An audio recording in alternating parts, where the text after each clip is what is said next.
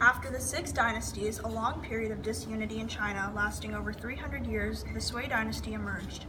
The Sui dynasty created a more stable government and achieved many major accomplishments during its reign. Once the Sui dynasty ended because of its abhorrent last ruler and his cruel leadership, the leading Sui general, Li Yan, founded the Tang Dynasty in 618. The Golden Age of China began during the first rule of the Tang Dynasty by Tai Sung. The founders of the Tang Dynasty early created a broad intellectual basis for their government.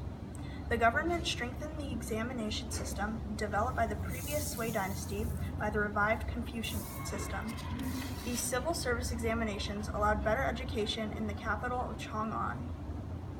The government also partnered the Confucian Orthodox ideology of the Han Dynasty with the legalist structure of the Qi Dynasty. The Tang Dynasty's government attempted to balance Buddhist and Taoist involvement in the community. Li Shimin and other Tang rulers were careful in creating certain measures that allowed better government control over Buddhist temples and in making sure neither of the two religions appeared dominant over the other. Although a former ally with China, An Lushan and his troops turned against the Tang in 755. Xuanzang ended up fleeing from his own capital.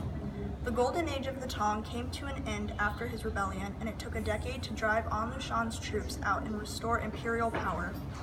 Tang began to purge China of elements that didn't conform to specific moral visions.